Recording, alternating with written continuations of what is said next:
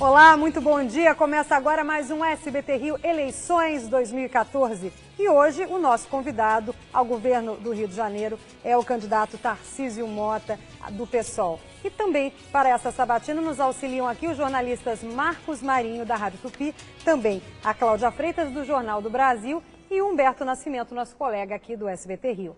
Muito bom dia a todos. Bom dia, candidato. Bom dia.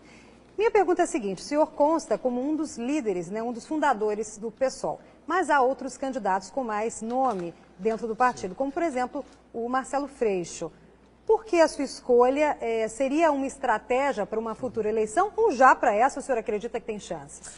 Não a gente tem muito orgulho de ter parlamentares como Marcelo Freixo, como Chico Alencar, como Jean Willis, no nosso partido. São nomes públicos, nomes que se tornaram, inclusive, públicos com mandatos parlamentares muito destacados. Para essa eleição, a gente imaginava que era necessária uma campanha pedagógica, que dialogasse, inclusive, com toda aquela energia criativa que nós vimos nas manifestações de 2013. Eu sou professor de História, sempre fui militante, sou fundador do PSOL. A gente fez uma estratégia de que nós precisávamos fortalecer as nossas bancadas parlamentares, era fundamental fazer isso e, portanto, Marcelo Freixo, que certamente virá daqui a 2 anos como candidato a prefeito, vai ser um campeão de votos, a gente espera isso, e, portanto, a gente está fazendo uma campanha que fortalece o parlamento, fortalece a presença do partido no parlamento e também faz uma campanha para disputar o sentido da sociedade, disputar essa questão da velha política, ou seja, dessa velha política que ninguém aguenta mais, apresentar uma novidade. De uma certa forma, um candidato novo, que não seja conhecido como os outros, Os outros são bem conhecidos e essa a gente acha que isso é uma vantagem, Portanto, partir de uma questão de uma novidade também do nome. Mas desbancar esses candidatos, para o senhor é fácil, é impossível? Claro que não. Impossível também não. Nada deve parecer impossível de mudar. O Rio de Janeiro, a cidade e o estado do Rio de Janeiro já viveram viradas históricas em momentos eleitorais. A gente tem, inclusive, aqui um eleitorado de esquerda, um eleitorado progressista, que a gente espera que, à medida em que a exposição, em lugares em que a gente tem igualdade de condições, como essa entrevista ou como debates, a gente possa apresentar as nossas propostas, mostrar que tem conteúdo, mostrar que é uma alternativa real à mesmice que está aí nos outros 4 ditos principais candidatos. Queria, inclusive, parabenizar o SBT de ter entrevistado os 7 candidatos, para que o eleitor saiba o conjunto das alternativas que ele tem nessas eleições. E vamos entender um pouco melhor as propostas, vou passar as perguntas para os nossos colegas. Candidato, queria começar com a educação, já que o senhor é professor. Foram várias greves ao longo dos últimos 4, 5 anos, aí, organizadas pelo CEP. O senhor foi diretor do CEP, o senhor participou, inclusive, de invasão à reitoria do Colégio Pedro II. Eu queria saber do senhor se o senhor acha que isso é uma estratégia viável e se isso não acaba punindo mais o aluno, o estudante, do que o próprio governo. Você acha que dá para mudar a política de educação com esse tipo de radicalização? Eu acho que a gente precisa ter tranquilidade ao pensar isso. Por que as greves acontecem? Porque os governos não realizam aquilo que é direito de todo trabalhador, que é a negociação. O trabalhador de carteira assinada, aquele trabalhador da CLT, tem o direito lá ao reajuste anual do seu salário, à negociação. O servidor público não tem isso. E a gente, inclusive, defende para os servidores públicos do Estado do Rio de Janeiro a instituição da database. Isso é simples, negociar com os sindicatos, partir de um princípio do diálogo e não simplesmente da negativa da realização dos reajustes ou da valorização das condições de trabalho. É importante que se diga que é óbvio que a greve pode trazer algum prejuízo pedagógico e é necessário que os profissionais da educação... Três greves longas nos últimos 4 anos, inclusive a mais longa durou 2 meses. Sim. Portanto, isso precisa que a gente tenha clareza de que os profissionais de educação tenham responsabilidade no momento da reposição dos conteúdos. Isso, inclusive, parte do princípio dos governos de também terem a tranquilidade de não ameaçarem com processos, com corte do salário, que isso prejudica exatamente a possibilidade da gente diminuir a questão dos prejuízos pedagógicos que não são realizados apenas pela questão das greves. É importante que a gente perceba, por exemplo, quando a greve conquista concurso público, quando a greve conquista, inclusive, a possibilidade de melhorias da qualidade da educação. Eu queria, inclusive, fazer só um reparo, A ocupação da reitoria do Colégio Pedro II foi uma atividade programada pelo conjunto dos alunos que estavam organizados naquele momento. Eu estive lá por alguns momentos até para ajudar na negociação entre os alunos e a direção geral do colégio de então, porque havia um imbróglio, inclusive, sobre o cancelamento das eleições. Então eu só queria fazer esse reparo de dizer que eu estava lá, mas houve um processo de ocupação pelos próprios alunos. A lógica que a gente precisa entender, que a gente precisa responder aos momentos de conflito entre servidores ou entre manifestantes e governo com política. É isso, negociar, estar aberto ao diálogo e perceber que o orçamento público deve estar a serviço do conjunto da sociedade. Então a questão é o diálogo. Quem pode resolver essa situação com valorização profissional, com condições de trabalho, é o governo que tenha compromisso exatamente com essa atividade. Candidato, em relação à questão do Pedro II, o senhor foi candidato à reitoria do colégio, mas também não obteve êxito. Por que exatamente? E pelo senhor agora está tentando algo que significa muito mais, né, recursos e campanha.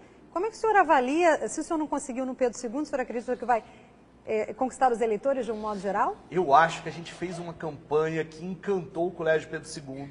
Se os votos fossem um voto por pessoa, como é na eleição normal, nós teríamos ganho. Nós tivemos mais votos individuais do que o reitor Oscar, eleito justa e democraticamente pelas regras. Não estou questionando as regras, que lá definiam que tinha que ser 1/3 para professores, 1/3 para técnicos e 1/3 do peso para os alunos. A gente respeita as regras e estava jogando de acordo com elas. Mas no voto 1 a 1, a gente ganhou, teve mais voto que eles, porque a gente encantou a juventude, a gente encantou os estudantes, a gente inclusive debateu pedagogia, debateu educação na eleição para o Pedro II. Teve um internauta que comentando na nossa página, quando fizeram essa pergunta, disseram, pô, mas deve ser mais difícil ganhar a eleição no Pedro II, aquela escola que normalmente é tida como conservadora, do que ganhar no estado do Rio de Janeiro. Será? Eu gostei dessa história, porque na verdade a gente fez uma campanha programática no Pedro II. A gente disputou ideias, a gente disputou a concepção de escola, e a gente teve um apoio da juventude, dos estudantes do Pedro II, que me orgulha até hoje. Eu não tenho... Eu acho que é errado dizer que eu não fui bem sucedido. A gente ganhou, inclusive no chão da escola, que eles estavam vivendo o dia a dia da sala de aula. A nossa candidatura foi a candidatura de oposição que chegou mais próximo, 48,9%, 40% no primeiro turno. Eu não tenho dúvida, eu me orgulho daquela campanha, eu acho que ela é um ponto alto para as pessoas avaliarem agora para o governo e não uma falha. Só para complementar Claro. essa questão da educação, os professores do Colégio Pedro II não são mal remunerados em relação aos professores da rede estadual. Inclusive o jornal O Dia publicou há pouco tempo que o senhor ganharia cerca de R$15 mil mensais. Né? Eu lhe pergunto o seguinte, se num contexto desse, com um salário alto em relação à massa de professores do Estado, se não é muita radicalização, uma greve durar 2, 3 meses, e como é que o senhor lidaria se fosse eleito governador, como é que o senhor lidaria com uma greve longa dessa, de 3 meses? Vamos lá. Primeiro, para a gente esclarecer as coisas. Esse é o meu salário, realmente. Eu não tenho nenhuma vergonha desse salário. E acho que as pessoas têm que parar para pensar por que é que o professor... A gente naturalizou a ideia de que um professor tem que ser mal remunerado. Agora, eu sou doutor, né, fiz doutorado, graduação, mestrado e doutorado em História na UF. Eu tenho, no Pedro II, quase 10 anos de carreira. Aproveitei uma questão de mudança do plano de carreira. Não é aproveitei, mas eu acabei que fui beneficiado por um processo de mudança, que eu estou quase no topo da carreira. Você sabe quanto ganha um professor que entra lá agora só com graduação? Ele vai ganhar menos de R$2.000. Essa é uma discussão que a gente fazia na greve e que às vezes é muito difícil que a imprensa consiga perceber. Nós lutávamos por um plano de carreira que fosse mais justo.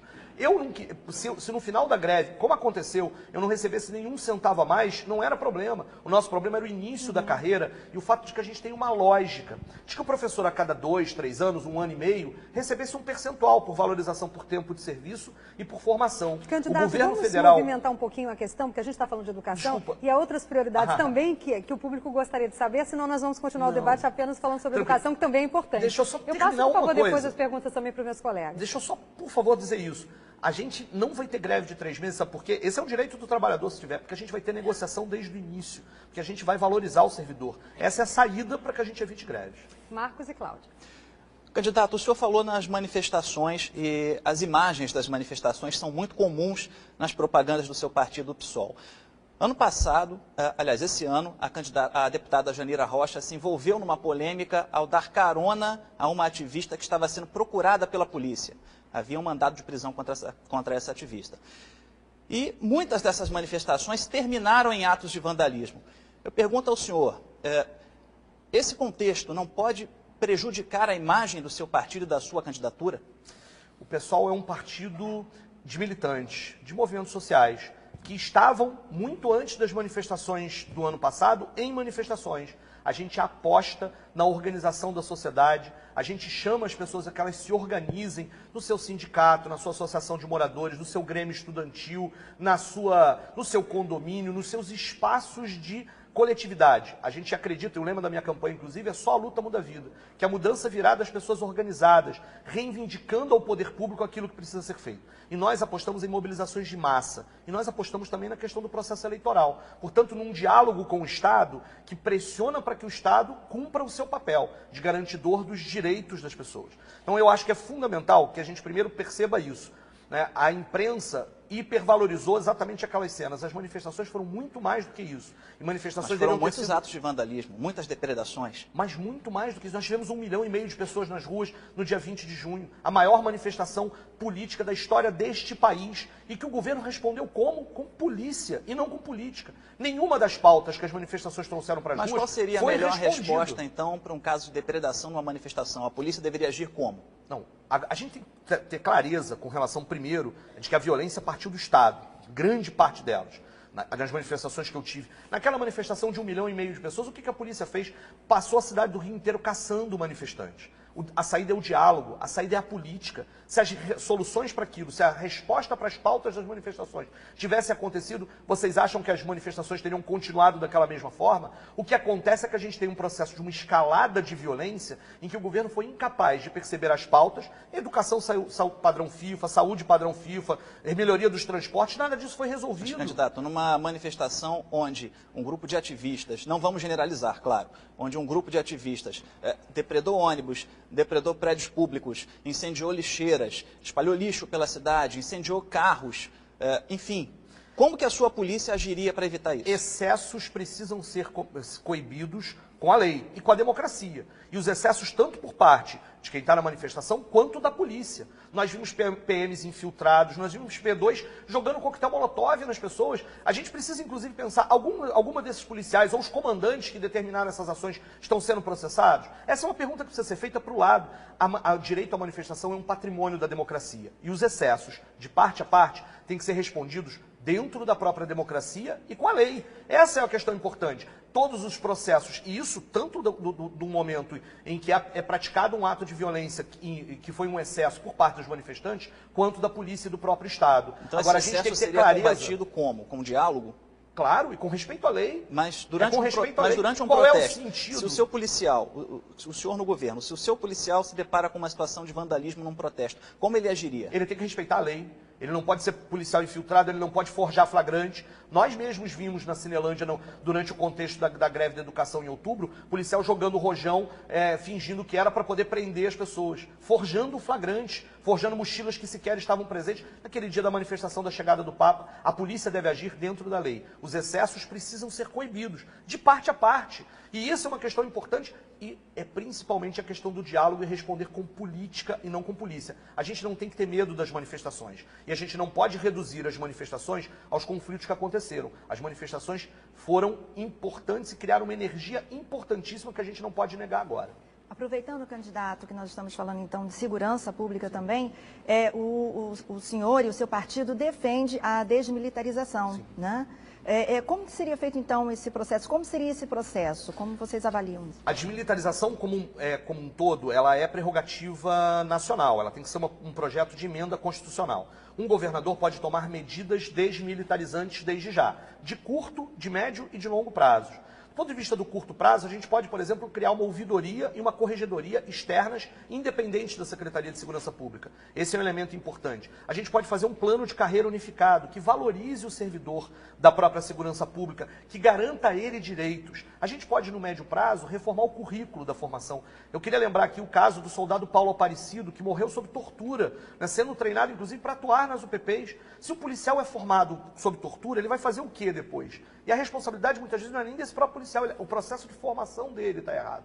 Fazer um processo de formação de respeito à democracia, de respeito às liberdades, de respeito aos direitos humanos, um policial que seja formado na lógica da mediação de conflitos e não da lógica de guerra que muitas vezes a gente tem. Essas são medidas importantes. Além disso, é claro, o apoio de um governador do estado do Rio de Janeiro a um processo de desmilitarização que está na Constituição brasileira, a unificação das polícias, que a gente trabalhe com a questão de prevenção e de inteligência de forma unificada. Esta é uma coisa que os próprios policiais defendem hoje. A gente não está falando de nenhum bicho de 7 cabeças. É um debate, inclusive, que as manifestações trouxeram e que a gente precisa encarar de frente.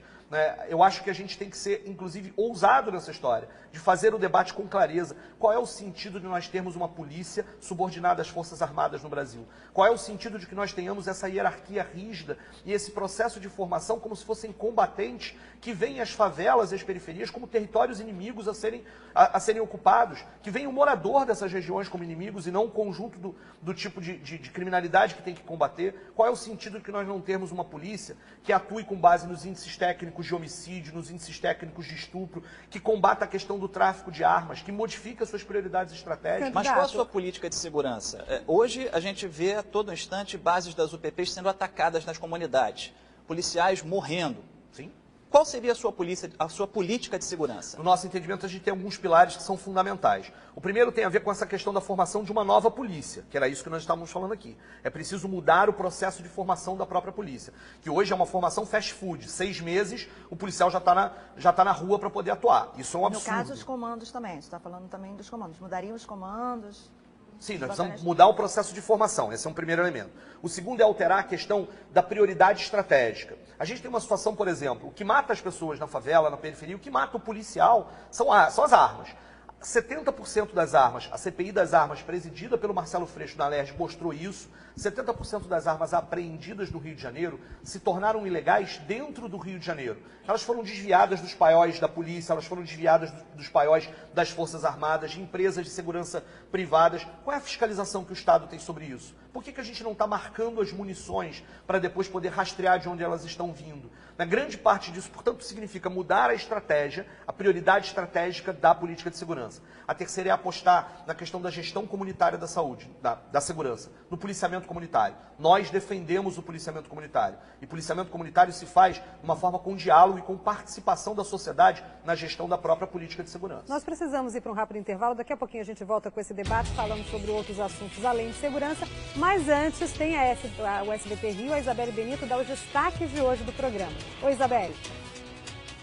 Dia violento no Rio. Em Benfica, delegado reage a assalto na rua Ana Nery. Um bandido morreu e 2 ficaram feridos. Os criminosos estariam fazendo arrastão em plena luz do dia. Sai daí, agora! Sai daí! A gente acompanha de perto o clima de terror no Complexo do Lins. Mais um tiroteio assustou os moradores um dia após uma moradora ter morrido de bala perdida. A gente ficou na troca de tiro, era fogo, era pedra. E ainda, a família da mulher executada pelo ex-marido na Baixada teme que o crime fique impune. Ela já havia registrado 8 queixas na delegacia da mulher e acabou morta na frente do filho de apenas 7 anos. Ciumento, possessivo, ligava para ela várias vezes ao dia, ligava para a mãe dela várias vezes ao dia, né?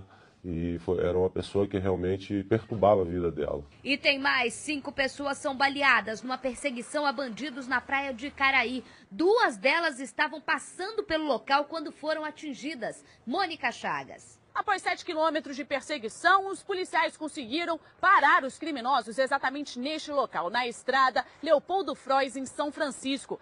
Aqui houve troca de tiros. A gente vê ali, ó, a marca na parede e também as roupas dos bandidos aqui no chão, sendo que 3 deles foram baleados e levados para o Hospital Estadual Azevedo Lima, em Niterói.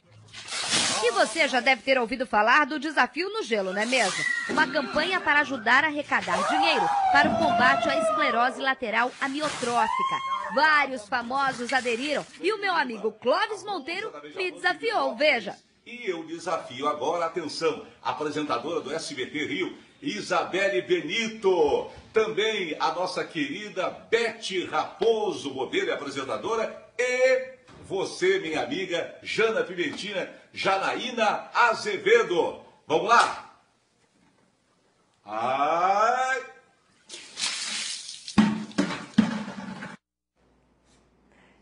E nós continuamos essa sabatina com o candidato ao governo do Rio, Tarcísio Mota, do PSOL.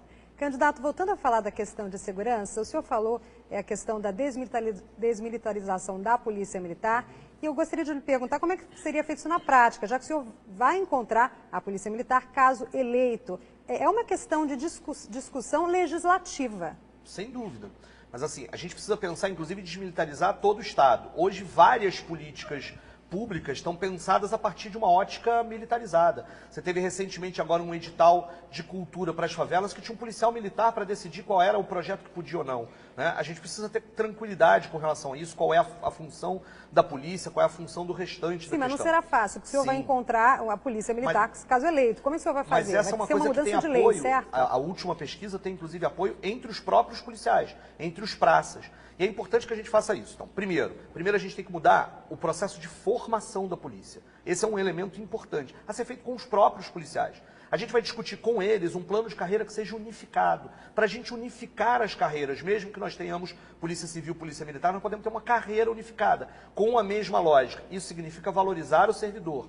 A gente vai criar uma ouvidoria externa, uma corregedoria externa, que, portanto, é uma lógica que sai do sentido militarizante da própria polícia. São medidas de curto prazo, que podem ser tomadas nos primeiros meses de governo. E você tem, a longo prazo, a questão da mudança do próprio estatuto da polícia, garantindo democracia interna entre os próprios policiais. A gente tem que mudar o currículo. Então, a princípio, seria a mesma polícia militar?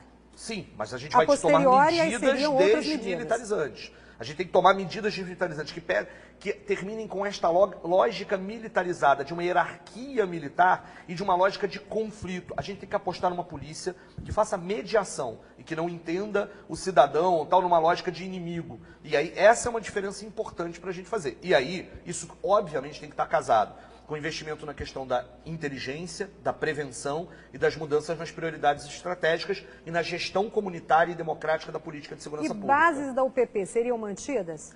Porque, olha só, essa a gente tem que sair do debate sobre manter ou continuar como se as nossas únicas opções fossem a UPP ou o Caveirão. O container pode continuar lá dentro da favela, não tem problema, lá dentro da comunidade. O que a gente precisa mudar é o recheio desse container. O container que está lá, que na minha opinião, inclusive, dá poucas condições de trabalho para os policiais. A gente precisava, inclusive, melhorar. O que importa é que a polícia exerça o mesmo papel em todo o estado do Rio de Janeiro.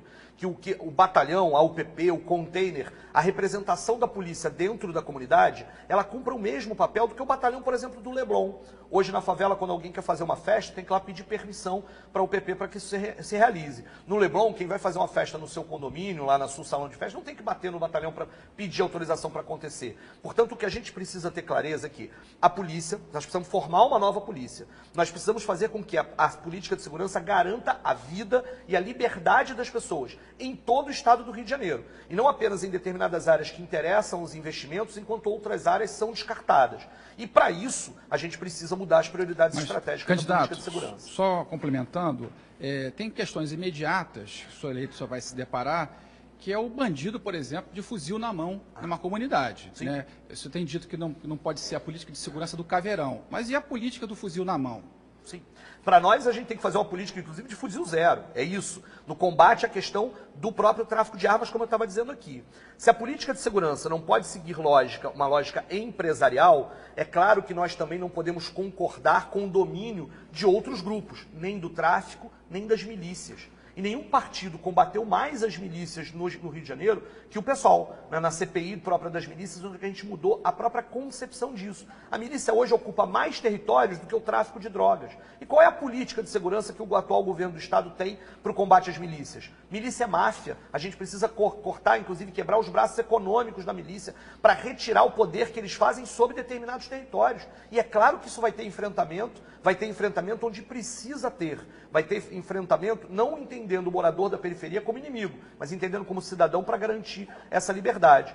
Mas na prática, como que fica a retirada dessas armas, o combate realmente do tráfico nas comunidades? Do tráfico de armas? Sim, de armas e drogas. Não, de armas e drogas. De armas e drogas, vamos lá. Exatamente. Mas vamos ter clareza com relação a isso. A gente tem que ter investigação, tem que ter controle, a marcação que a gente acabou de falar da questão das munições, tem que ter a comunicação entre, por exemplo, os setores da Polícia Federal, que são responsáveis por investigar o comércio de armas, e os setores da PM do Rio de Janeiro, que não se comunicam. para poder fazer, inclusive, a CPI das armas, para conseguir os dados, foi um absurdo, porque os setores não se comunicam. Mas, candidato, e precisa fazer isso. Precisa fiscalizar os paióis, precisa fiscalizar seriamente os paióis, precisa marcar munição, precisa apreender cada vez mais armas e precisa enfrentar esse processo. Mas e as guerras que acontecem nas comunidades, as bases das UPPs sendo atacadas? Ontem teve uma grande guerra, um grande conflito no complexo do Lins. Se o senhor fosse governador hoje, de imediato, o que o senhor vai fazer para tentar resolver isso? De imediato a gente tem que encarar o que está acontecendo e tem que, eu acabei de dizer isso, a gente tem que tirar a arma da mão do bandido. Mas a gente tem que fazer isso. Maneira, com confronto, com recuo. Inteligência, com prevenção, com marcação de munição, com fiscalização Não de seria paiol. confronto. Agora você vai enfrentar aquele que está com a arma na mão. Tem que fazer, por exemplo, um processo que é um processo importante nacional, até de anistia desse jovem que muitas vezes está na criminalidade querendo, dando chance para que ele consiga sair desse processo. Quem está hoje com arma na mão vai ser combatido, é óbvio que isso está acontecendo. A gente não pode conviver com domínio militarizado, seja de quem for. Agora, a gente não resolve o problema se a gente continuar nessa luta insana, achando que a gente vai atacar o varejo da droga e resolver o problema da segurança pública que os conflitos continuam. Essa é uma questão, aquele alívio inicial que as UPPs trouxeram, né, que foi o fim dos tiroteios, é um alívio legítimo que a população das áreas onde teve UPP sentiram, e isso é importante, até isso está acabando. Você acaba de dizer isso. Significa que a gente precisa mudar alguma coisa. A gente vai continuar com o caveirão, a gente vai continuar aumentando o policiamento. Nós temos a polícia que mais mata e a polícia que mais morre no mundo. Isso significa que tem algo errado, que a gente está fazendo isso de alguma forma errada. Para resolver o conflito mediação de conflito, investigação, a questão do tráfico de armas, mudança na prioridade estratégica, formação melhor do policial. É isso que a gente tem que trabalhar. Muitas dessas questões seriam em nível nacional, né? Não apenas aqui no Rio de Janeiro. Como é que o senhor encara essa questão, já que vai precisar do apoio de outras pessoas? E, por exemplo, aqui no Rio de Janeiro, o PSTU e o PCB, por exemplo, estão com candidatos próprios, né, a governo do Rio de Janeiro. Nem os partidos de esquerda conseguiram se entender dessa vez. A gente tentou por algum momento fazer uma questão de uma frente de esquerda, houve algumas divergências aqui e acolá, a gente respeita muito os companheiros, tanto a Deise quanto o Ney, são candidaturas legítimas que estão aí colocadas. A gente encara essa questão o seguinte: a gente precisa, primeiro nós temos no nosso pessoal grandes parlamentares, a gente espera que a nossa bancada cresça e cresça muito. E que o diálogo, inclusive, com o conjunto dos parlamentares, não pode ser um diálogo na base do tomar lá da cá, do fisiologismo, da troca de cargos, da troca de votos. Essa velha política que está aí, ninguém aguenta mais. Portanto, tem muita gente boa fazendo coisa boa no estado do Rio de Janeiro. Tem muito servidor que está, na verdade, desestimulado por conta exatamente dessa questão do loteamento político dos cargos. A gente precisa governar com essas pessoas. Ter uma relação, inclusive, muito republicana com o parlamento. Na construção, inclusive, de projetos e propostas que possam ser encaradas como propostas construídas pela própria sociedade. A gente tem que mudar um pouquinho essa lógica que imagina que governar é dirigir.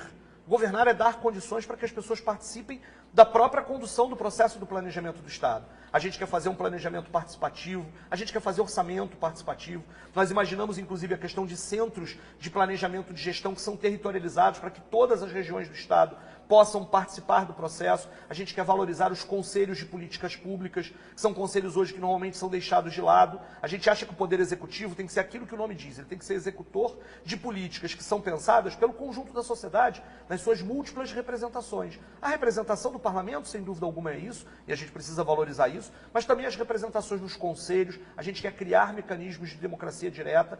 Isso significa pensar e governar de uma outra forma. Exatamente aquilo que em junho parte das coisas as pessoas diziam. As pessoas negaram essa velha política baseada no toma lá da cá.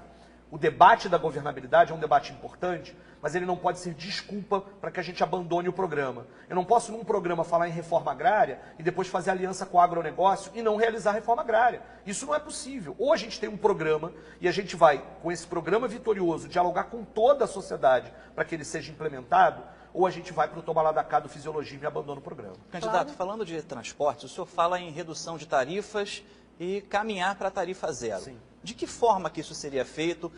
Onde o senhor buscaria o recurso para a redução das tarifas? Vamos lá. A tarifa zero não pode ser feita por decreto no primeiro dia de governo. Por Claro. isso a gente fala num processo de redução paulatina das tarifas no caminho da tarifa zero. Então, significa, primeiro, rever todos os contratos que estão hoje, que são hoje do Estado. O contrato de trem, metrô, barcas e os ônibus intermunicipais, né, que inclusive agora, pela incapacidade do governo de fazer a licitação, resolveram aumentar a vida útil dos ônibus, novamente respondendo apenas os interesses dos empresários de ônibus. Isso significa, portanto, rever os contratos para que, onde não tem cumprimento de obrigação, esses contratos precisam ser cancelados. Significa, por exemplo, destinar recursos que hoje estão, inclusive, no correto bilhete único, que aliviou o bolso do trabalhador, mas garantiu o lucro do empresário, e fazer com que esses recursos baixem a tarifa. Portanto, já tem recurso público hoje financiando o transporte público, entendendo o transporte como direito. A gente, por exemplo, quando a Conlurb passa, e é uma empresa estatal, quando ela passa na nossa casa e recolhe o lixo, a gente não paga por cada passagem dela, porque é o Estado quem custeia isso. O transporte pode ser pensado da mesma forma. Mudar a forma de concessão, por exemplo, dos ônibus, por quilômetro rodado e não por preço de passagem. A passagem continua igual para todos, mas o Estado recolhe essa passagem e repassa às empresas de acordo com os seus custos, com uma taxa de lucro que está prevista no contrato. Isso tudo faz com que a passagem vá baixando. Usar, por exemplo, o ICMS da gasolina ou até o IPVA dos carros para custear a passagem e a mobilidade urbana. Isso vai desafogar o trânsito, vai melhorar a vida de um montão de gente, e a gente chega no processo final disso com uma lógica, inclusive, de planejamento, recuperando a capacidade de planejamento do Estado, abrindo a caixa preta dos transportes, a gente vai melhorar a vida de todo mundo e vai resolver problemas de mobilidade urbana. Candidato, o senhor vai ter tempo agora de tomar uma água, porque nós vamos para mais uma pausa. E a Isabelle Benito vai dizer o que é notícia hoje no Rio de Janeiro. Isabelle, é com você. Dia violento no Rio, em Benfica, delegado reage a assalto na rua Ana Nery. 2 bandidos morreram e um ficou ferido. Os criminosos estariam fazendo arrastão em plena luz do dia. Sai daí, cara! Sai daí! Liane Borges, a gente continua direto em contato com o pessoal do Complexo do Lins. Mais um tiroteio assustou os moradores essa madrugada. Mônica Chagas conta um trecho pra gente. Em um dos acessos ao Morro do Gambá, uma das 11 favelas do Complexo do Lins, carros voltaram na marcha ré. E tem mais, a família da mulher executada pelo ex-marido na Baixada Fluminense teme que o crime fique impune. A Melissa Munhoz foi conversar com os amigos, veja. A família está com medo, que é justiça, porque um cara desse não pode estar solto. 5 pessoas são baleadas numa perseguição a bandidos na praia de Caraí. 2 estavam passando pelo local quando foram atingidas. Após 7 quilômetros de perseguição, os policiais conseguiram parar os criminosos exatamente neste local, na estrada Leopoldo Frois, em São Francisco. Aqui houve troca de tiros. A gente vê ali, ó, a marca na parede e também as roupas dos bandidos aqui no chão, sendo que 3 deles foram baleados e levados para o Hospital Estadual Azevedo Lima, em Niterói.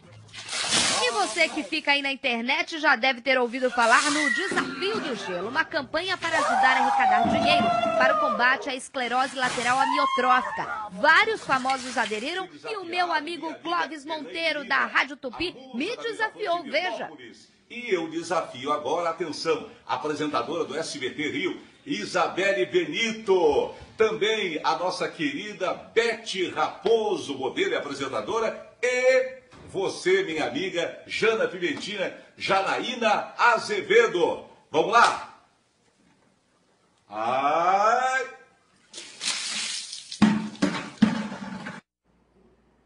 Continuamos a sabatina com Tarcísio Mota, do PSOL, candidato ao governo do Rio de Janeiro. E a pergunta agora com Cláudia Freitas, do Jornal do Brasil. Cláudia.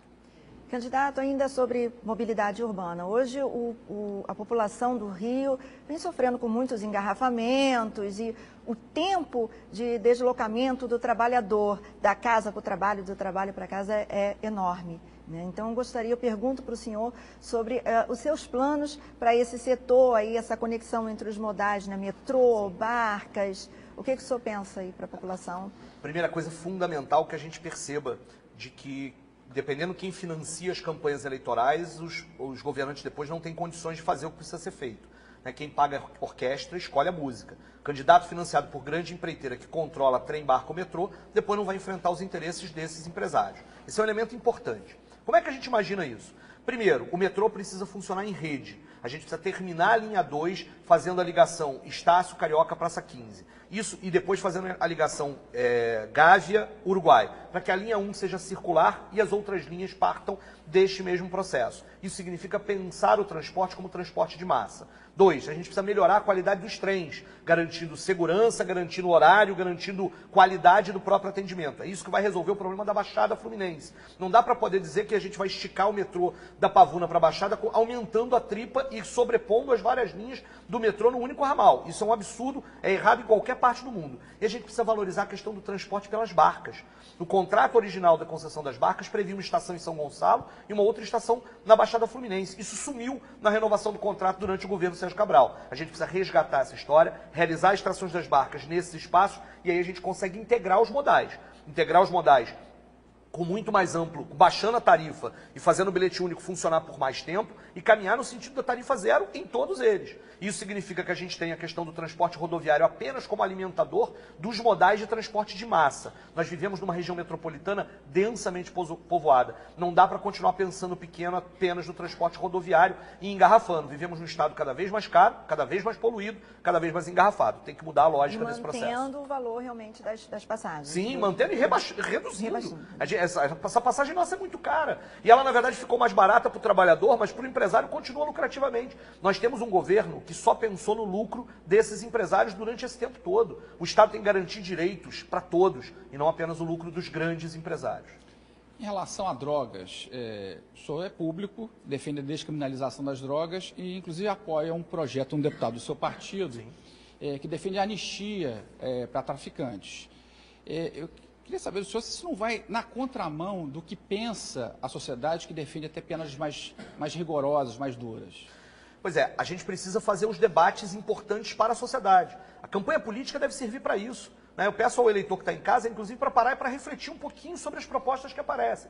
Legalizar a maconha não significa liberar a maconha. Essa é uma diferença fundamental. Liberada ela está agora, em que as pessoas, mesmo com todo o combate, mesmo com toda a lógica da guerra às drogas, continuam aumentando o consumo. Legalizar permite controlar a produção, controlar o consumo, taxar o consumo, fazer campanhas educativas para diminuir o consumo e, inclusive, tratar como um problema de saúde pública o uso problemático dessa droga. Como a gente faz, por exemplo, com a questão do tabaco ou do álcool, que são drogas legalizadas, que causam males às famílias. Meu pai foi alcoólatra a vida inteira, eu vi isso na minha casa. E o excesso, o fato do uso problemático dele de uma droga legalizada que trazia problemas sérios para a minha família, tem que ser tratado como um problema de saúde pública. Tornar, por exemplo, a bebida alcoólica ilegal não vai resolver, vai piorar. E eu sou professor de história. Em todos os momentos em que isso foi feito, isso piorou a situação. Portanto, o projeto do deputado Jean Willis é um projeto oportuno e que a gente precisa fazer o debate na sociedade. É importante que se diga, um governador não tem o poder de legalizar droga nenhuma.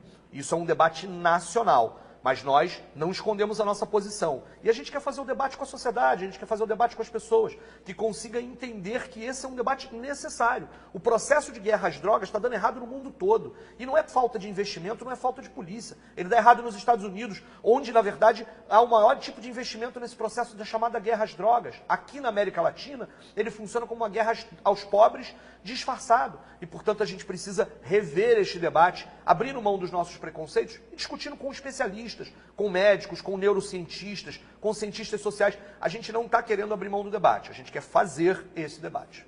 Marcos? Candidato, o senhor fala um pouco agora de economia e geração de empregos, o senhor fala na valorização da cultura do Estado e o senhor fala também na valorização dos agricultores e dos pescadores, porque eles podem trazer melhorias, qualidade de vida para a população. De que forma, então, qual é o projeto que o senhor tem para esses profissionais e para o Estado como um todo, né? Para o trabalhador, para o desempregado que busca uma requalificação profissional? Qual é o seu projeto para melhorar a economia do Estado? Candidato, 1 minuto para a resposta que nós estamos encerrando. E 1 minuto, vamos lá, rapidinho. A questão tem a ver com o modelo de desenvolvimento. O Estado hoje destina todos os seus recursos de isenção fiscal e incentivo para grandes empreendimentos, que geram empregos a custo caríssimo. Se a gente aposta na questão do que o Estado pode fazer de reforma agrária ou de apoio à reforma agrária, de agricultura orgânica, de agroecologia, de apoio aos pescadores, isso gera, inclusive, um processo de segurança alimentar, de melhoria na saúde da população, que é um elemento fundamental, defender a questão do pequeno empreendedor, do pequeno negócio lá na comunidade, dar incentivos fiscais para que isso aconteça, garantir a questão da indústria de inovação, da economia criativa. O Rio de Janeiro pode se tornar um polo de produção cultural da América Latina, isso gera emprego, gera renda, isso gera direitos. No nosso entendimento, o Estado precisa, com auditoria da dívida pública, com justiça fiscal. Nós temos um Robin Hood às avessas hoje no Rio de Janeiro, em que nós todos pagamos impostos e quem é beneficiado são os grandes empreendimentos, muitas vezes de indústrias automotivas, que vão tornar o Rio mais poluído e mais engarrafado. A gente precisa inverter, dar chance àquele que trabalha lá, o pequeno empreendedor, o pequeno trabalhador, a fazer isso. 30 segundos para as considerações finais. Eu queria me dirigir a você, o eleitor, para que você saiba que existe alternativa, né? Existe uma alternativa real no Rio de Janeiro, nesse estado que já viveu viradas históricas eleitorais. Eu participei de um debate ontem que a gente mostrou que tem proposta, que tem condição. A militância do pessoal está muito animada e vai estar nas ruas te entregando um panfleto. A gente vai estar no programa eleitoral. Queria te chamar a participar da nossa campanha. A gente acredita que a sociedade precisa ser radicalmente transformada. Com brilho nos olhos, com muita vontade de dialogar com cada um. A gente acredita que nada deve parecer impossível de mudar. Vem com a gente, Tarcísio 50, governador, só a luta muda a vida. Obrigada, candidato. Obrigada também aos colegas e ao Jornal do Brasil e à Tupi, que hoje cederam vocês para estar aqui conosco, fazendo essa sabatina.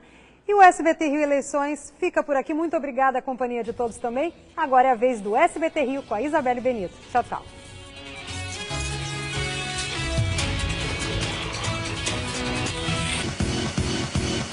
Não é loucura o que vou dizer.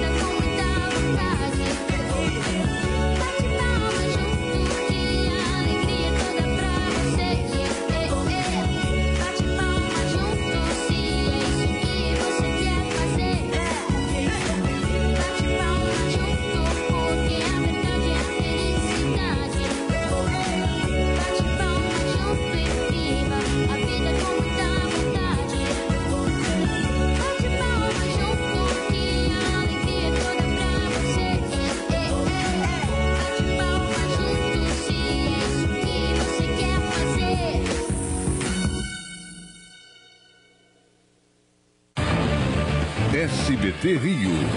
Oferecimento.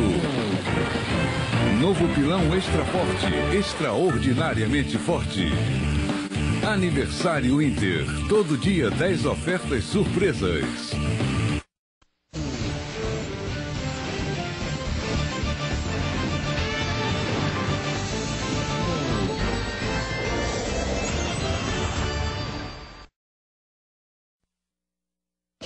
Dia violento no Rio. Em Benfica, delegado reage a assalto na rua Ana Nery.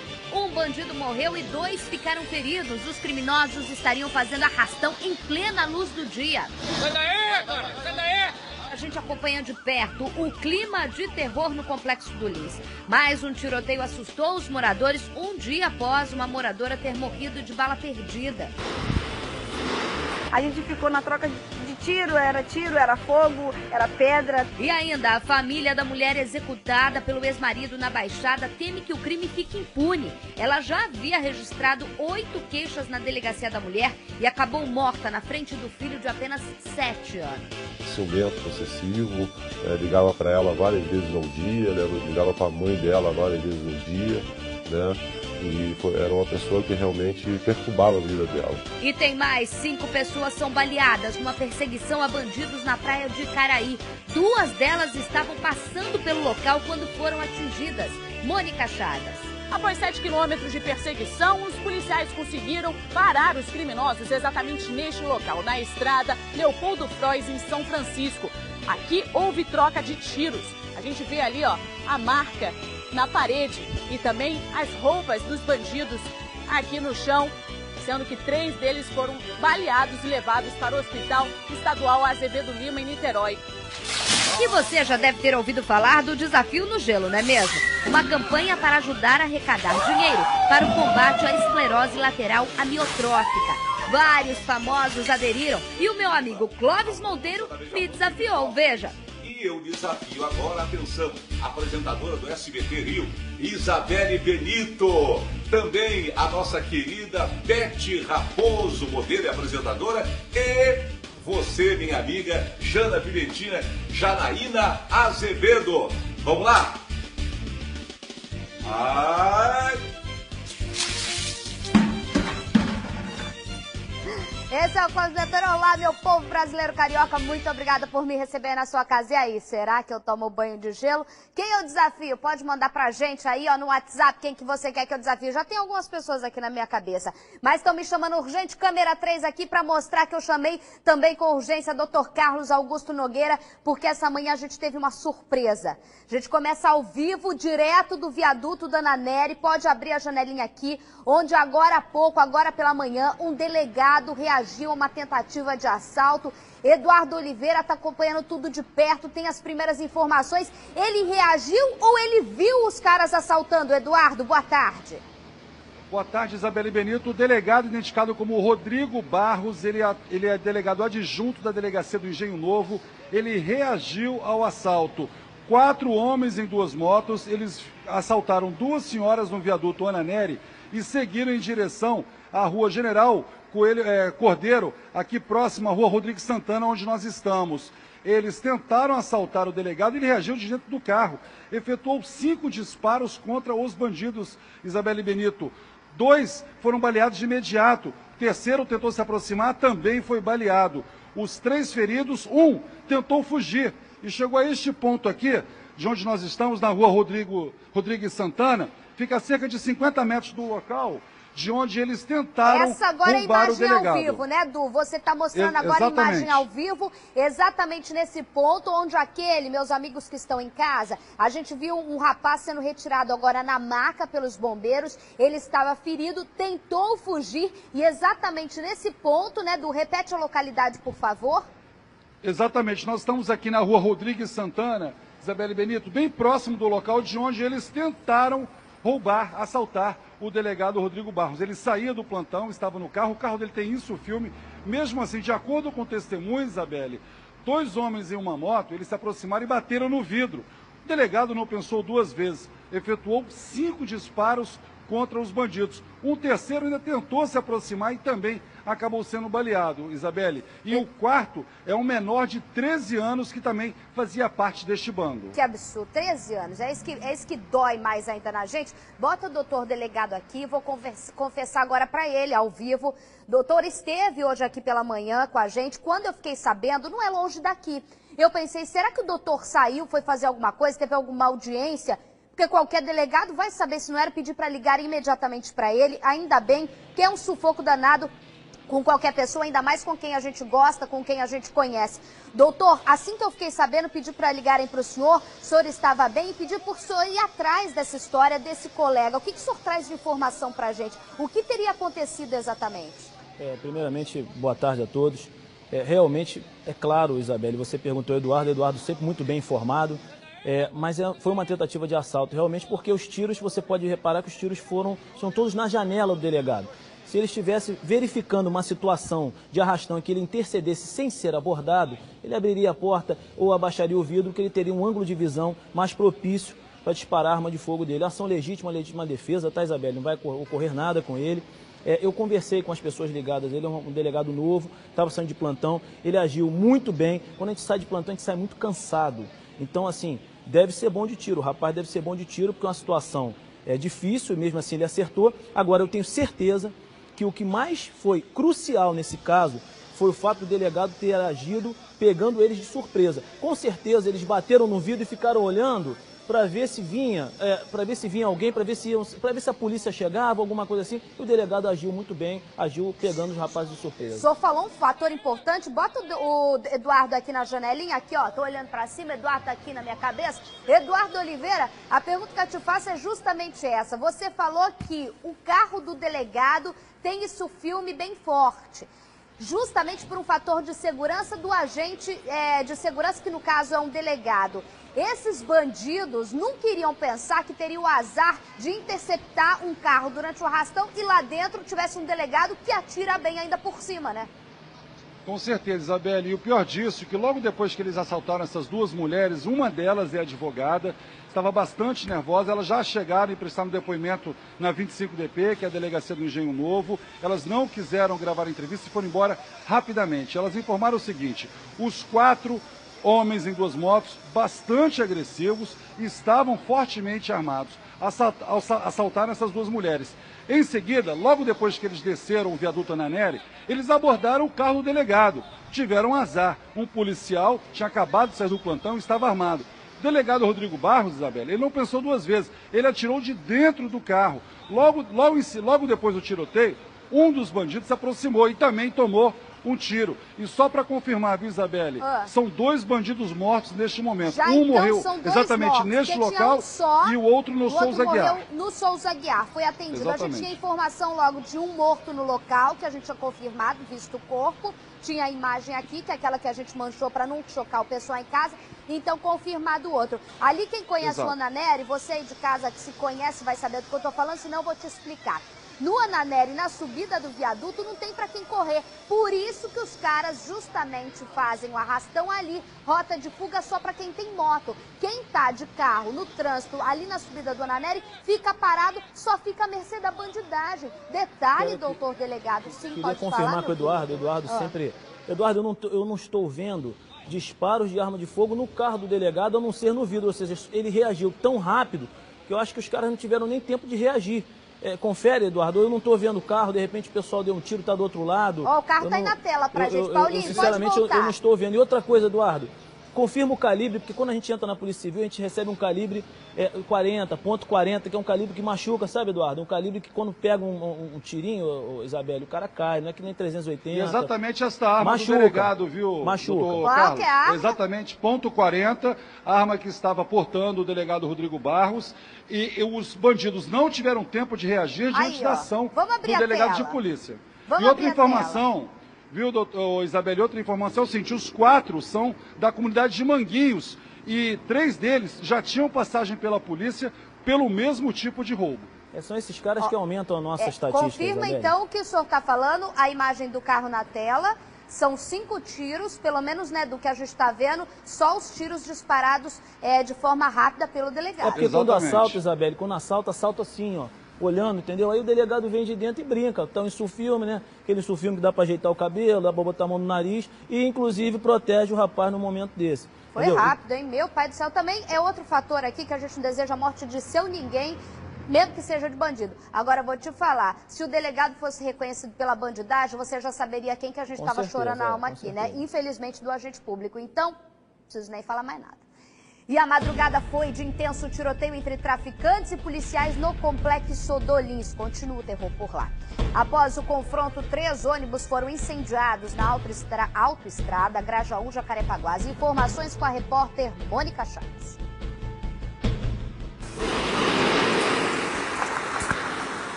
Da janela de casa, o morador registra o intenso tiroteio. Traficantes e policiais da UPP Camarista Meyer entraram em confronto por pelo menos 2 vezes.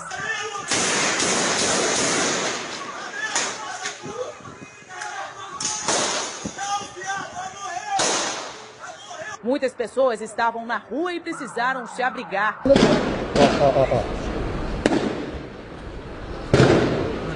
Em um dos acessos ao Morro do Gambá, uma das 11 favelas do Complexo Dolins, carros voltaram na marcha ré.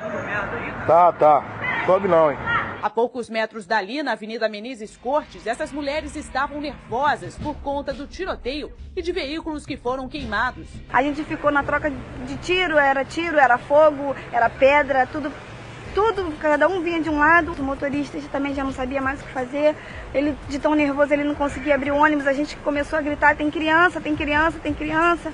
Blindados do batalhão de choque e do BOP foram para o local. Mandaram a gente descer, mandaram a gente subir, aí a gente desceu e saiu correndo. Graças a Deus, os pessoal dali acolheram a gente. Agora são 5 horas da manhã e a autoestrada Grajaú-Jacarepaguá voltou a ser liberada após ficar fechada por 6 horas. Era por volta das 9 horas da noite quando traficantes colocaram fogo em 3 ônibus.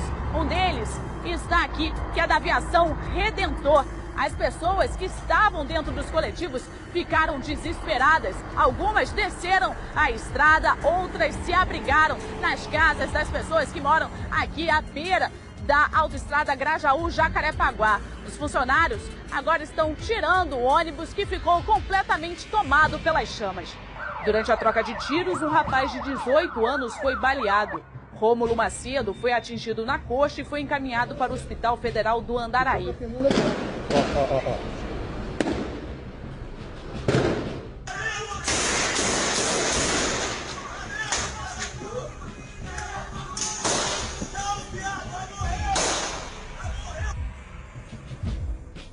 Eu vou falar diretamente agora com quem imaginava.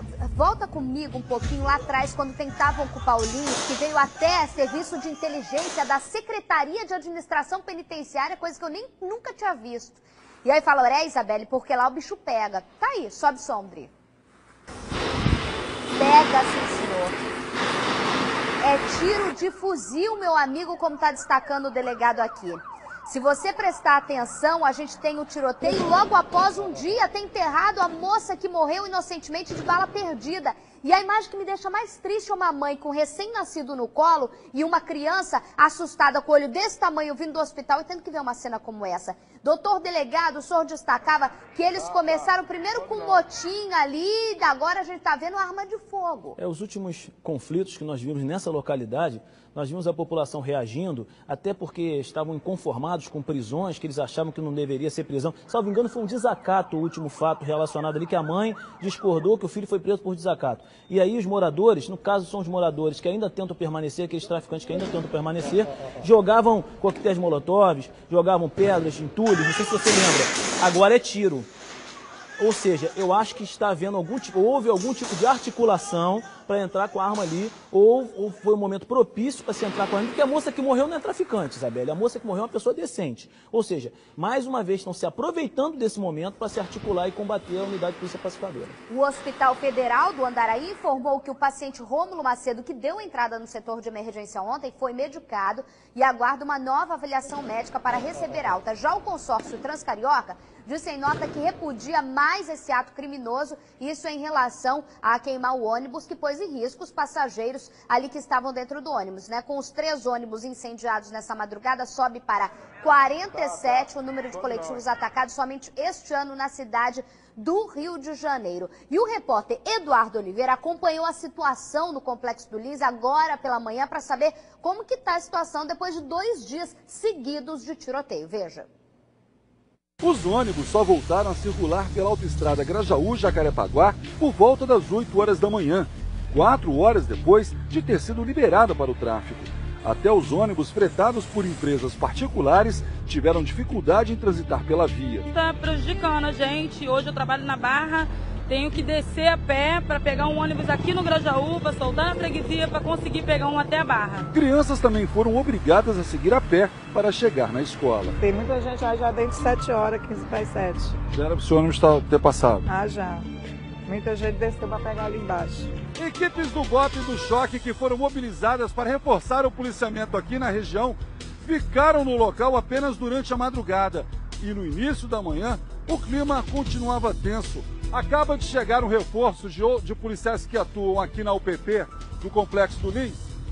E olha só, eles estão entrando neste momento, aqui nesta parte da comunidade, porque há informações de que criminosos estão escondidos aqui, fortemente armados, arremessando pedras nas pessoas que passam aqui pela autoestrada Grajaú-Jacarepaguá.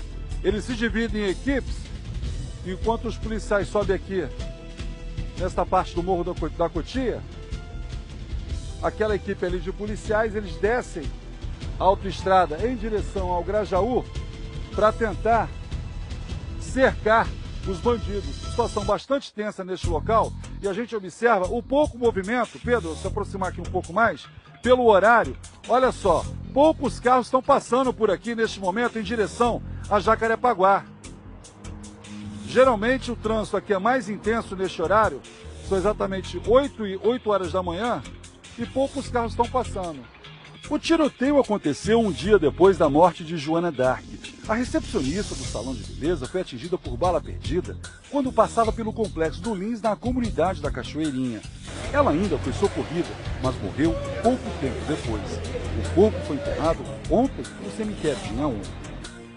Não dá pra entender muito bem essa história de queimar ônibus, não. O empresário tá nem aí, meu filho. Tem seguro. Quem chora, doutor? É a população, Isabelle. É a população que chora e ainda chama a polícia pra favela. Traficante é um bicho burro mesmo. Ainda chama a polícia pra favela.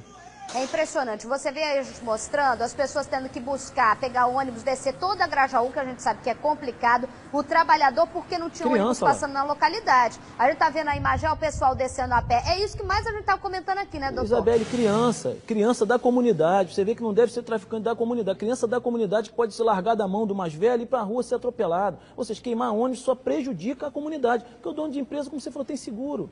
Eu não entendo isso. O dono da empresa nem vai contabilizar isso, meu amigo. Tá lá, tem o seguro, recebe. Se tiver um ônibus cacareco, melhor ainda, porque daí ele recebe o seguro. Não é? É verdade, não é essa? É verdade. Não é essa? Tá colaborando ainda com o cara que lucra em cima da gente.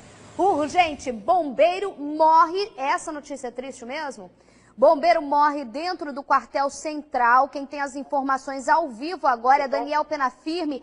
Daniel, tá em frente agora, tá fechado aí o Bombeiro Central, fica ao lado do Souza Aguiar. O que aconteceu, Dani?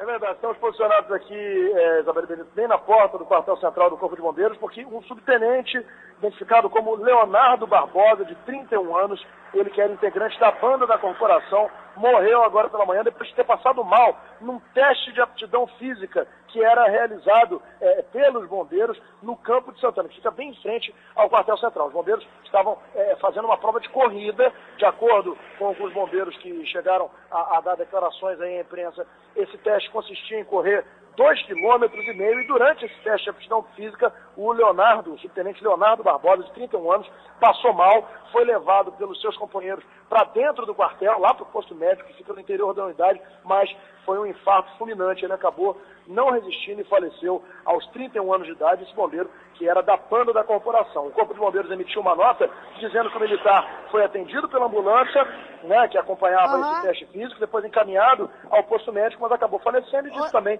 que a corporação está comovida e tomando todas as providências para dar amparo à família do bombeiro. Dani, muito triste, ó, você que está chegando agora, essa imagem imagem, esse é o tenente do Corpo de Bombeiros. A gente acaba de receber, Daniel chegou agora em frente à central do Corpo de Bombeiros, que fica ao lado do Souza Aguiar, em frente ao Campo de Santana.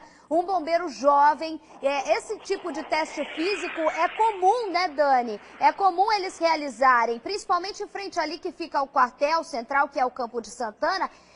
Doutor, é comum essa área militar fazer esse tipo de treinamento, uma fatalidade mesmo, é o que a gente imagina que tem acontecido. Você lembra lá no Cefap, na escola da PM, que um rapaz foi submetido a ter um treinamento muito louco e de repente, isso que eu ia falar, é totalmente diferente, humana, isso aí é totalmente diferente daquilo que aconteceu. Isso aí era um teste que você faz uma reciclagem para a pessoa ver se ainda, verificar a aptidão, se ainda está em condições de correr, de fazer alguma coisa, porque pode ser exigido diante de um incêndio, pode ser exigido, apesar dele ser da banda, e aí foi um fato fulminante, e 31 anos é fulminante mesmo, né, Isabelle? Quanto menos idade, né, esse tipo de coisa... Quanto menos idade, coração e AVC, que é acidente vascular cerebral, é mais devastador, eles não houve nenhum tipo de, aquela execração que teve, não, é um teste normal, e não houve nenhum tipo de exagero, como a gente fala, né? Ô, Daniel, eu sei que aconteceu agora há pouco, você está aí colhendo as informações, eles já passaram se esse bombeiro apresentava algum sinal, tinha reclamado alguma coisa, tinha passado por algum exame recente, porque a gente fica pensando, 31 anos é complicado aceitar uma morte assim, né? Não, isso não foi divulgado pelo Corpo de Bombeiros, eles se limitaram a emitir uma nota confirmando o fato, que na verdade essa informação chegou a todos os veículos de imprensa por colegas dele, por pessoas que presenciaram toda a cena, e não pela via oficial do Corpo de Bombeiros. Eles então se limitaram a divulgar uma nota confirmando, na verdade, tudo o que aconteceu e dizendo que chegaram a socorrer o bombeiro, que ele sofreu um infarto fulminante e que estão prestando assistência à família. E por falar em família, talvez a pior parte disso tudo seja o seguinte, Isabelle, informações de bombeiros, de colegas que trabalhavam com o subtenente Leonardo Barbosa dão conta de que ele era casado e deixa uma esposa grávida. Meu Deus do céu, quando a gente começa, eu sempre falo isso, quando a gente começa a ver a história, quando a gente começa a ver a história da pessoa por trás, é mais triste ainda. Daniel Penafirme continua ao vivo, direto do quartel central do Corpo de Bombeiros, onde acaba de ser confirmada a morte de um subtenente que estava fazendo um teste em frente ao Campo de Santana, um teste a princípio corriqueiro. A gente volta a qualquer momento com mais informações, porque eu vou agora com mais uma informação urgente. Flagrante de espancamento no meio da rua. Pedestres vítimas de furtos agridem um suspeito de roubo. Quem tem as informações e traz as imagens pra gente é Melissa Munhoz. Tá aí na tela. Onde foi, Mel? Boa tarde. Boa tarde, Isabelle. Olha, são imagens impressionantes. O vídeo mostra um jovem sendo agredido na Rua do México. Ele tá sentado ali? Ele tá sentado. Na frente do jaqueta marrom? Exatamente. Olha a quantidade de gente que se formou em volta e um homem agredindo, chutando, batendo, dando tapas e chutes. Ele teria furtado um celular quando esses pedestres se reuniram e aí se juntaram para bater no rapaz. Isso aconteceu no centro do Rio, na Rua do México, na última sexta-feira à tarde. Só hoje as imagens foram divulgadas, viu, Isabelle? E a gente está vendo, Mel, o delegado pode até que está vendo comigo, não são só pessoas que estão ali para bater. Algumas pessoas agridem, mas tem outras pessoas, eu percebo aqui no alto, no canto esquerdo, no alto da sua televisão, uma senhora. Ela está com a camiseta amarela, ela tenta impedir as agressões, ó, não são só pessoas. Ela foi a única que tentou impedir a agressão, mas os populares estavam revoltados e os gritos eram de que realmente era para bater, para continuar com a cena de soco, chute e pontapé. E essas imagens, Isabelle, foram gravadas de dentro do escritório do advogado criminalista Marco Aurélio Assef. Ele ouviu a gritaria, correu para a janela e decidiu divulgar porque ficou indignado com o que considerou um ato covarde e ilegal, mesmo que o rapaz tenha roubado. Mas o mais importante, alguém tomou a atitude que seria de chamar a polícia, Mel? Não, a polícia não foi chamada. O advogado, ele vai entregar esse vídeo com as imagens na delegacia. Ele acredita até, Isabelle, que acha difícil identificar esses agressores, porque eles aparecem de costas, a imagem foi feita de longe, então ele acha difícil realmente conseguir a identificação dos agressores, até porque é muita gente, foram cerca de 50 pessoas ali ao redor e um homem visivelmente alterado, batendo o tempo todo nesse rapaz que permaneceu caído no chão. Doutora, a gente tá rapidamente aqui, que a gente tem muito assunto, a gente tá pé da vida, com um cara querendo roubar, todo mundo tá de saco cheio, vamos falar a verdade, de querer tá andando pela rua e roubar seu celular, mas quem faz esse tipo de coisa, perante a lei, acaba virando criminoso igual o cara que tá no chão. Exatamente, responde por lesão corporal, Isabelle. Vai dar dor de cabeça. É difícil, né, você exigir um comportamento racional de umas pessoas que estão ali, às vezes já foram vítimas de crime também, é difícil, mas não façam isso não, porque bom é prender bonito, ficar 10 anos preso, sei que é bom, sabe, Isabelle? É isso aí, é isso aí. 5 pessoas foram baleadas durante uma perseguição entre policiais e criminosos na praia de Caraí. 6 quilômetros de perseguição braba, tá? Em Niterói. Sendo 3 delas bandidos e 2 pedestres que estavam passando ali e receberam um tiro. A perseguição começou depois que os bandidos fizeram um arrastão no calçadão e tentaram fugir. A minha menina da madrugada durante este mês, Mônica Chagas, conta pra gente. Ficaram apontando a arma o tempo inteiro e muito duros, né? Um amigo nosso que estava mais para trás tentou entrar no bar, aí o cara mandou ele voltar e começou a dizer que ele tinha cara de polícia. E começou a ameaçar ele, disse, você tem cara de polícia, cara, você tem cara de polícia. E ele ficou ameaçando, eu vou te matar, se você estiver armado eu vou te matar. A noite que era de festa para esse grupo de amigos terminou na delegacia. Eles estavam em um bar na praia de Groguatá, em Niterói, quando foram rendidos por criminosos armados. Um Voyage preto passou, me encostou e desceram 4 homens, sendo que 3 estavam portando pistolas e passaram a assaltar a gente, tirar celular, carteira. Eles falaram sem escândalo, todo mundo quieto, isso é um assalto, a gente ficou meio que pasmado e entendendo assim, não, isso é brincadeira. Falei, caramba, é sério. Aí eu lembrei dos meus filhos. Após o arrastão, os 4 assaltantes seguiram em direção à praia de Caraí. De acordo com testemunhas, eles dispararam na direção das pessoas que estavam no calçadão. 2 homens foram baleados de raspão, um na cabeça e outro na mão, mas não correm risco de morte. Após 7 quilômetros de perseguição, os policiais conseguiram parar os criminosos exatamente neste local, na estrada Leopoldo Frois, em São Francisco. Aqui houve troca de tiros. A gente vê ali, a marca na parede e também as roupas dos bandidos aqui no chão, sendo que 3 deles foram baleados e levados para o Hospital Estadual Azevedo Lima, em Niterói. Um deles é menor de idade. O veículo que eles estavam é aquele ali. Ele é roubado e está cheio de marcas de tiros. Foram aproximadamente 30 policiais envolvidos nessa perseguição que terminou aqui em São Francisco após passar por 3 bairros. O 4º criminoso foi preso e levado para a delegacia de Caraí. A mãe do rapaz, que prefere não mostrar o rosto, diz que está envergonhada com a atitude do filho. E a única coisa que eu queria pedir era desculpas. Eu não sei onde eu errei. Ô mãe, a gente como mãe fica se perguntando, né? Você vê, a mãe que tem consciência, como a gente descobre que a mãe tem toda a boa educação pro filho, e muitas vezes o mundo corrompe de verdade, por isso a gente tem que ter atenção. Quando ela tenta se justificar e sempre, como sempre, a gente como mãe tenta pegar a culpa pra gente. Onde foi que eu errei? A senhora não errou. Tanto é que a senhora tá aí pra mostrar que seu filho errou e fazer ele pagar junto à justiça. Isso também é educação. Isso também é papel de mãe. Principalmente, acobertar crime de filho é muito mais crime maternal do que o que ele cometeu. Então, parabéns pra senhora que tá aí pra reconhecer e pedir desculpa. O homem atingido de raspão na cabeça foi transferido para o Hospital Marcílio Dias, ali no Lins, e passa bem. Doutor delegado, o que está acontecendo, que é o 3º arrastão que eu estou noticiando desde o começo da semana?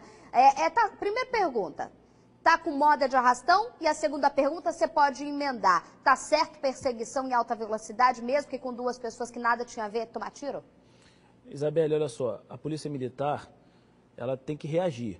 Tem que reagir de uma forma proporcional, desde que não coloque em risco as pessoas que estão ali na localidade. Mas é meio subjetivo isso, né? Não tem como adivinhar. Então aí a Polícia Militar reage durante o dia, cheio de gente na rua, eu acho errado. Mas numa madrugada que não tem ninguém na rua, já é uma coisa quase que aceitável, uma coisa razoável, diante da troca de tiros que está ocorrendo. E mais, Isabelle, eu conversei com os policiais militares envolvidos nessa ocorrência. Esses caras estavam roubando demais naquela localidade. Todo dia eram 5, 6 assaltos praticados por esses rapazes. Eu não então, tinha opinião formada, ponto, acabo de ter, então foi uma atitude correta dos policiais. A Polícia Militar agiu, sinceramente, Isabelle, infelizmente algumas pessoas também sofreram, mas ela agiu porque ela não está aguentando mais aquele pessoal roubando ali. Então ela mudou o patrulhamento, lembra Lembra que eu falei que tem que mudar o patrulhamento, senão o bandido vai se adaptar ao patrulhamento exercido, você não vai pegar mais ninguém? Nós tivemos arrastões essa semana, a Polícia Militar mudou e já está aí, ó. Olha o resultado. Foi mudado o policiamento e a Polícia Militar, uma ação que pegou essa rapaziada estava azucrinando lá, Isabel. Você não tem ideia do que eles estão fazendo naquela região. Então, tá certo. Pegou, deu bote, está correto. Homem é preso acusado de matar a facadas a filha da ex-mulher. Olha só que horror, gente. Rodou. Jaime Pereira de Melo, de 44 anos, foi preso ontem por policiais da DEAN de Duque de Caxias. Ele é acusado de matar Camila Francine Lopes Ribeiro, de 17 anos, com 2 facadas no coração. O crime aconteceu no último sábado, na casa da própria vítima, em Duque de Caxias. Na delegacia, o criminoso disse que a intenção não era matar. Eu fui lá para conversar outra coisa com a mãe dela, mas aí a gente tinha discutido antes na rua, já tinha me xingado na rua. Aí eu passei, olhei para ela e passei direto. Aí depois eu voltei de novo, ela ficou me encarando na rua, olhando. Mas só que mesmo assim eu nem liguei não, a intenção minha era outra, mano. Isso não ia acontecer não. Ao ser perguntado sobre a faca que carregava, ele argumentou. É porque eu ia botar água lá pra minha casa, lá que eu tava sem água. Aí por isso que eu tava com a faca pra poder cortar o fio, pra poder ligar a bomba. O enterro aconteceu no dia em que Camila completaria 18 anos. Segundo a delegada responsável pelo caso, Jaime havia acabado de se separar da mãe de Camila. Inconformado com o fim do relacionamento, ele passou a persegui-la. A mãe da vítima relata que ela já foi vítima de lesão corporal, que ele já agrediu anteriormente, mas que ela nunca veio na delegacia registrar o fato por temer. A investigação está tudo indicando que ele matou a filha da vítima para atingi-la, já que ela não queria reatar o relacionamento amoroso. Jaime vai responder por homicídio qualificado por motivo fútil. A gente vai terminar, vai relatar o inquérito, ele está preso temporariamente, estou aguardando o laudo cadavérico e, concluindo, o Ministério Público oferecerá denúncia e ele vai responder perante o Tribunal do Júri. Eu tô doida ou esse assassino tá dando risada? Depois de matar uma menina de 17 anos. Paulinho, por favor, eu peço para você voltar lá no comecinho da entrevista dele, só para vocês aí de casa perceberem que não existe arrependimento no sorriso e no lábio do cinismo do covarde que mata uma menina de 17 anos com 2 facadas no coração. Pode vir para mim, pode deixar o Paulinho livre, Reinaldo, para ele voltar no começo da entrevista deste assassino que deu risada quando estava aparecendo na televisão. Acha bonito, sem vergonha? Acha bonito matar uma menina porque ela ficou te ameaçando na rua? Larga de ser mentiroso. Coloca aí, vê se eu tô doido ou se ele não tá dando risada. Olha aí. Já tinha me xingado na rua. Aí deu risada. Olhei para ela e passei direto. Aí depois eu voltei de novo, ela ficou me encarando na rua, olhando. Mas só que mesmo assim eu nem liguei não, a intenção minha era outra, mano. Olhei pra ela, doutor delegado. Fala aí, filho. Isso é vagabundo, aí, isso é vagabundo, né, Isabel? É ordinário. É engraçado, não tem do que rir. Primeiro que o time dele nem tá bem. Ele tá usando uma camisa ali que o time dele não tá bem. Manchando o manto sagrado. Vagabundo que mata uma menina de 17 anos porque ela olhou pra ele. Isabel, ele vai ficar de 12 a 30 anos preso. Agora eu só peço uma coisa. Escuta o nome dessa delegada, Cristiana. Que daqui a pouquinho vai ter uma outra matéria com ela. Cristiana, ela prendeu o marginal que matou a menina, coitada, de 17 anos. Daqui a pouco a gente vai falar desse outro assunto, porque agora um professor de educação física salvou um menino que teve uma parada cardíaca no meio da rua em Copacabana. A gente acabou de falar do bombeiro que teve a parada cardíaca, né? Esse menino aí teve sorte, um professor de educação física estava ali em Copacabana e acabou salvando esse menino que teve quantos anos? Vocês sabem quantos anos? Tem na reportagem? Então roda aí que eu quero ver. O idoso no chão parece desacordado. Um rapaz faz massagens cardíacas e é ajudado por outro que usa um respirador. Ramon Marques é quem faz a massagem, auxiliado por Amauri e Marcelo.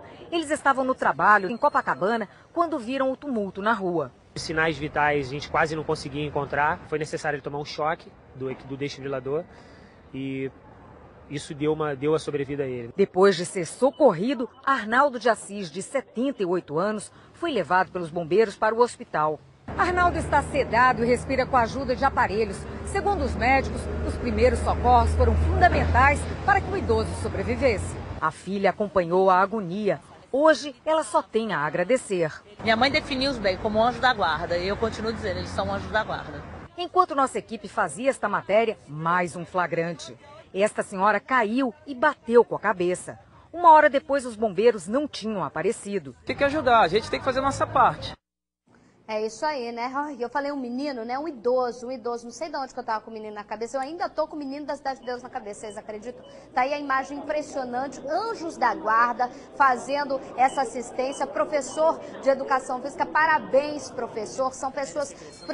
que foi, Diego? É exatamente isso que eu ia falar agora. Seria muito bacana se todo mundo tivesse o treinamento que esse professor de educação física teve. Um professor meu de português uma vez contou que foi salvo no meio da rua por um agente que, claro, tem policial que tinha o treinamento, mas que era um anjo da guarda da vida dele. Ele criou amizade com o cara pro resto da vida. Aí esse professor de educação física, como disse, um anjo da guarda. Seria muito bem se todos nós tivéssemos esse tipo de treinamento. Eu não tenho, eu não saberia nem o que fazer, por isso eu acho que seria bacana todo mundo ter esse tipo de treinamento. Professor, tu é um anjo da guarda, tu é um herói, tá bom? Agora sim, a reportagem que o Dr. Carlos acabou de pedir sobre a delegada que prendeu mais um sacana. A polícia tá à caça, né? De mais um sacana, um comerciante suspeito de ter matado a tiros a ex-mulher dentro de casa em Duque de Caxias, na frente do filho de 7 anos. Um amigo da família contou detalhes do caso, a repórter Melissa Munhoz. A gente tá nesse caso porque a gente quer dar ele preso aqui, tá, Rodô?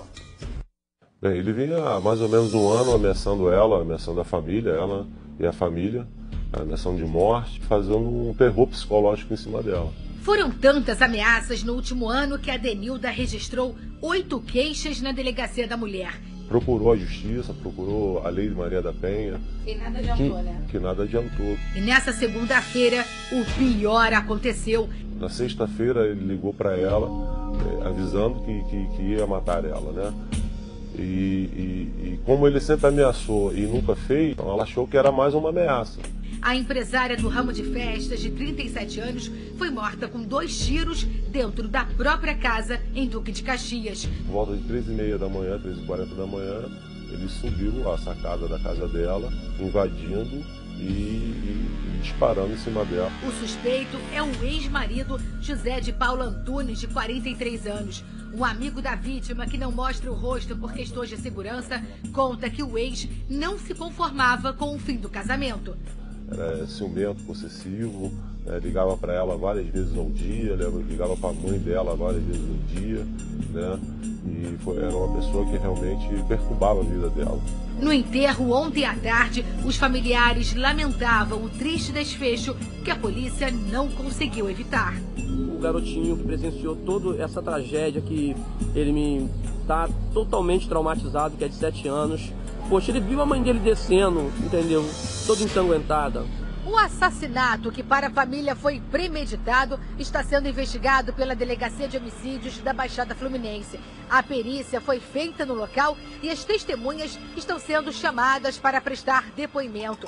Mas os parentes estão apavorados porque o assassino está foragido.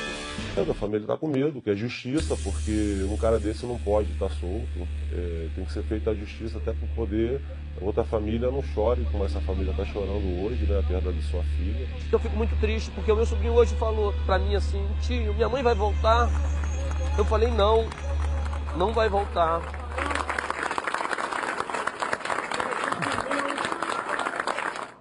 Doutor, me corrige se eu estiver errada, que o senhor conversou com a doutora Cristina. Bom, é a titular ali de Duque de Caxias. Segundo ela, a vítima realizou 6... Viu, Natália? A vítima realizou 6 boletins de ocorrência. 1 lesão corporal, 1 de injúria e 4 de ameaça.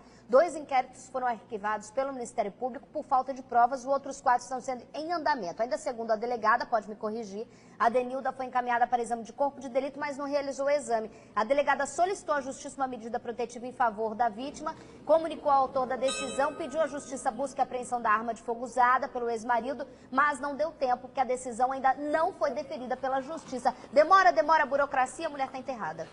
Isabelle, olha só, quando eu ouvi esse fato, há profissionais bons e ruins em todas as áreas, mas a Cristiana é uma boa profissional. Tanto que eu falei assim, quando ela aprendeu na outra ocorrência, eu falei assim: escutem esse nome, competentíssima. Aí eu fui ver, Isabelle. Olhei nos registros, eram 6 registros de ocorrência.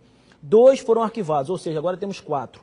Desses 4, 1 era lesão corporal e 3 ameaças. O único que nós poderíamos prender o rapaz seria o quê? Lesão corporal, porque a ameaça não tinha testemunha. Lesão corporal, ela não foi a corpo de delito. Ela tinha que ter ido no exame de corpo de delito? Ela não foi ao corpo de delito, então não teve como demonstrar a lesão. Que era prova. Mesmo assim, a Cristiana pediu, eu vi tudo, tá? Eu vi tudo, tá, Isabelle? Foi eu que vi. Ela pediu a busca e apreensão de uma arma que disseram que ele tinha. Que deve ser que ela ele pediu matou. as medidas protetivas de afastamento do lar, de afastamento dela, ele não podia frequentar lugares. Chamou ele na delegacia, comunicou que foram deferidas, foram aceitas as medidas protetivas. Ou seja, realmente, nesse caso, Isabelle, por incrível que pareça, a delegada trabalhou. Isso, porque muitas vezes a mulher faz o exame, faz a denúncia, tem que ir até o fim. A delegada, quando você sofreu algum tipo de ameaça, a delegada, já fiz várias reportagens, a delegada vai sentar cara a cara com você, vai ser até dura e vai falar, você tem que ir até o fim, porque se você voltar em fizer o registro, não vale só, tem que fazer o exame de corpo de delito, o tem único que pegar que tinha a prova, que fazer tudo. o exame, o único que nós tínhamos as lesões, tínhamos tudo, ela não fez o exame de corpo de delito. Eu falei, mas quando eu puxei na tela, eu falei, vem cá, eu liguei para a delegada, falei, ô Cris, ela não fez o exame? Caso ela não fez. Eu falei com ela que a única forma de pedir prisão em relação a ele seria a feitura do exame. A única marca que a gente tinha eram as lesões. Agora a gente só espera, doutora Cris, que a senhora prenda ele, avisa a gente pra gente fazer a imagem, tá bom? Os acusados pela morte do cinegrafista da Band, Santiago Andrade, irão a júri popular. A decisão foi tomada ontem pelo juiz Murilo Kelling, do 3º Tribunal do Júri. Caio Silva de Souza e Fábio Raposo respondem por homicídio triplamente qualificado por motivo torpe, impossibilidade de defesa da vítima e uso de explosivo. Eles continuam presos e, segundo a denúncia, Fábio teria entregado o rojão para Caio com a intenção de direcionar o artefato ao local onde havia multidão, inclusive policiais militares. O rojão atingiu a cabeça de Santiago, que chegou a ficar 4 dias internado, mas não resistiu. Na época, os 2 acusados afirmaram que já se conheciam de outras manifestações. A data do julgamento ainda não foi definida. Se condenados, a pena varia de 12 a 30 anos de prisão. Vem aqui pra mim, Ed, bem aqui pertinho. Júri popular, eu espero que vocês peguem pena máxima, que vocês apodreçam. É pouco, tá? Vamos lá. Lembra do caso da empregada doméstica que foi agredida em um ponto de ônibus na Barra da Tijuca em 2007? Então, agora a Justiça determinou o valor da indenização que ela deverá receber dos 5 jovens responsáveis pelo crime. Cada um vai ter que pagar R$100 mil a ela. E para relembrar deste caso e falar sobre essa decisão, estamos aqui com ela, a Cirlei Dias Carvalho de Carvalho. Cirlei, falei certo? Falou, Cirlei, é bonita, toda bonita aqui, tudo bem? Doutor, o senhor lembra muito bem dela na época, né? É coincidência ou não, o caso foi com o senhor 2007, aí são 7 anos, 2006, vamos pra, então? São 8 anos. 8 anos, não dá pra esquecer, né? Não. Qual é o sentimento de ver a justiça sendo feita, se é que você aceita assim? Não aceito e eu tenho até comentado que muita gente falava, não vai dar em nada, isso aí são filhinhos de papai, não vai acontecer nada com eles. Aconteceu na época, eles ficaram presos, inclusive quando eu vi o Dr. Carlos passando ali, eu falei, meu Deus, que coincidência. Passei rápido pela hora, eu nem te... E eu falei, porque eles agiram muito rápido, né, e conseguiram prendê-los. Eles foram condenados, ficaram um tempo na cadeia, já receberam o indulto, né? Menos um que é tido como foragido. Mas para mim, a justiça foi feita. E para o senhor, doutor Carlos, e o sentimento, o senhor que participou? Eles vão mostrar ali, eles são cruéis, Isabelle, comigo. Eles vão mostrar um vídeo quando eu era magro, entendeu? Novo, tem que dar graças magro, a Deus aí, a Cirlei, coitada. A Cirlei toda machucada. O senhor não reconheceu porque estava toda machucada. Olha lá, olha o senhor novinho ali, ó. E aquele ali são os sacanas que o senhor prendeu. Isabelle, deixa eu te contar um bastidor. Eu estava no domingo, eu ia trabalhar, Barra, você trabalha todo dia. Aí eu estava no domingo na delegacia, eu estava com a roupa nova, não estava nem de terno. Aí entrou o pai dela, eu esqueci o nome do seu pai. Renato. Seu Renato. E abriu a porta do meu gabinete, fica no 2º andar. Abriu a porta do meu gabinete. Eu falei, senhor, você anuncia lá embaixo, por favor? Eu estou ocupado, entendeu? E nós temos algumas demandas na frente da sua. Ele falou assim, senhor, bateram na minha filha. Aí eu falei assim, o senhor é pai dessa menina que está embaixo? o senhor bateu na minha filha, não deixa ficar assim não dessa vez. Eu falei, não, mas não vai ficar não. Pode ficar tranquilo, isso aí, rapaz, isso aí vai virar tema de debate durante a semana, eles não vão fazer isso não, o senhor pode ficar tranquilo. E foi a pessoa que mais me chamou a atenção, porque apesar de ser um homem simples, Isabelle era uma pessoa extremamente didática para falar. Ele vinha com raciocínios inusitados, ele saía do nada. Iam entrevistá-lo, ele saía com raciocínios assim que ficavam marcados e saía em tudo quanto é lugar da imprensa. Principalmente, né, Sirlei, porque seu caso ficou muito emblemático, muito marcado. Você em algum momento, devido a serem, como você disse, falavam, é playboyzinho, em algum momento você pensou em recuar? O que que eles chegam, como que foi a abordagem na época para o pessoal de casa? Você estava no ponto de ônibus? Eu estava no ponto de ônibus esperando para poder ir a uma consulta médica, porque depois eu iria trabalhar. E acordou cedo para não pegar fila? Para não pegar, 4 porque e pouca da manhã. ela era por ordem de chegada, então eu tinha que ser uma das primeiras, porque depois eu retornaria para trabalhar. E eu parada no ponto do ônibus, 4 horas da manhã, eles aproximaram, só que eu não vi, não consegui perceber a chegada deles. A única coisa que eu percebi foi que vinham umas pessoas rindo, porque eu estava descosta, olhando em direção onde o ônibus estava vindo. E quando eu percebi aquele movimento, já tinham 2 por trás da coisa do ônibus, né, na cabine do ônibus, e mais 3 aqui pela frente. Eles chegaram sem falar nada, eles chegaram agredindo. O bom é que hoje a gente está aqui, fecha na Sirlei, por favor, tá aí já, Sirlei toda bonitona, não queremos mais imagem de olho inchado, corajosa, fez justiça com o apoio da família e agora vai sim pegar o dinheiro que é dela de direito. Sirlei, muito obrigada pela sua participação aqui, muito obrigada, isso é um exemplo para toda mulher que quer lutar e que tem que ir na delegacia. E deixar uma coisa bem clara, né, que continua, porque só eu ganhei a 2ª instância, agora vai para a 3ª instância e tem mais aí uns anos de lutas ainda, não terminou ainda. Tamo junto, estamos mostrando, Tem mais né, um doutor? bastidorzinho, Isabelle?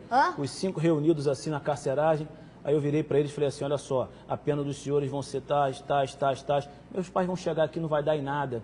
Inclusive, doutor, nós pensávamos que fosse prostituta. Aí um policial meu, que é meio chegado, aí que ficou indignado, tá, Isabelle? Ficou indignado. E aí, ó, não vai dar em nada? Tá aqui, ó, estamos todo mundo Isaías, rindo da cara de vocês Alex, aí. pessoal isso do aí, bem aí. O doutor tá com vocês na cabeça. Eu vou fazer um rápido intervalo, falando daqui de coisa boa. Eu fui desafiada no Desafio do Gelo, já ouviu falar? Coloca aí o Clóvis Monteiro. Clóvis Monteiro fez até os artistas fazendo. Clóvis Monteiro, da família Tupi, me desafiou. E aí, será que eu tenho coragem de tomar banho de gelo ao vivo aqui?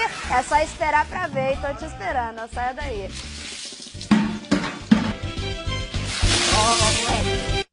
Quem conhece o meu trabalho sabe que realmente luto para melhorar a vida das pessoas.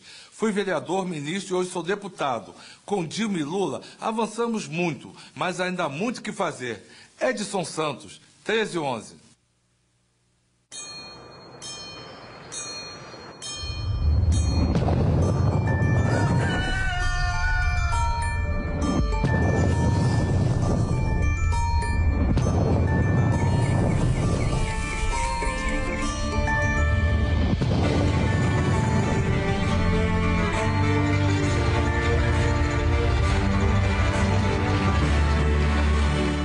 Extra forte, extraordinariamente forte. É aniversário do Inter. Nesta quarta, papeito a 100, 9,95. Coxa ou sobrecoxa levida, 4,75. Açúcar neve, 1,39. Feijão pink, 2,79. Óleo diesel ou soia, 2,49. Mais 10 ofertas surpresas todo dia. Vem! Eu só acredito na política feita junto com as pessoas. Por isso, desde que eu assumi o mandato, venho fazendo uma política diferente. Vou até a cidade, presto contas em praça pública. Vem junto com a gente para esse novo jeito de fazer política. Sou Glauber, para deputado federal, 4080. Já notou que quando você deseja muito uma coisa, repara nos mínimos detalhes? O corte do vestido que fica perfeito no seu corpo. O consumo e a capacidade da geladeira para sua cozinha. Cada função da TV que você sonha. Mas uma coisa, talvez você não repare. E tá bem ali, no seu extrato. Você tem crédito disponível no Banco do Brasil. É só consultar o extrato que o valor tá lá, para você usar como quiser. Precisou? Tá na mão. Banco do Brasil. Bom para todos. Você é um playboy com poderes extraordinários. Você entra em uma festa na cobertura. Eis o que poderia acontecer. Você usa sua visão de raio-x. 1 segundo a mais. Você não precisa de sua visão de raio-x. E você não está usando roupa de banho. Você conhece uma garota interessante, com poderes extraordinários. Novo Super Playboy para ele e para ela. Aperte para começar. Seja você também uma consultora ou consultor Jequiti.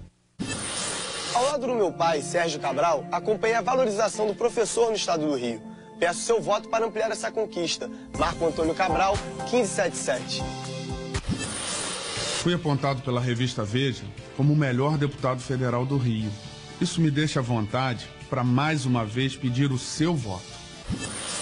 Para continuar esse trabalho, eu preciso do seu voto. Deputado federal Eduardo Cunha, 1530. Afinal de contas, o nosso povo merece.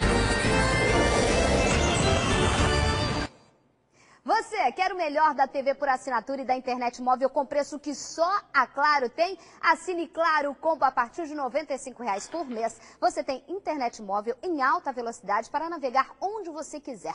Pode ser na sua casa ou pode ser no seu notebook com mais comodidade para você. Aproveite, além de levar a única internet móvel que superou as metas de acesso da Anatel, você vai ganhar 15% de desconto na mensalidade. Isso mesmo, é bom, rápido e barato.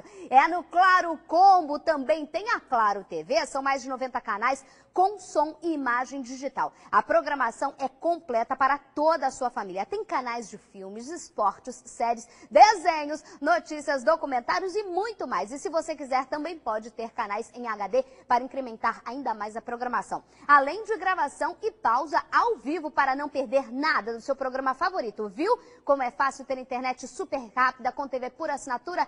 Chega de ter tudo separado. Venha para o Claro Combo, muito mais diversão e economia para toda a família. Ligue 3004-9002, 3004-9002 ou vá até uma loja Claro e assine. Tá dada a dica aí pra vocês.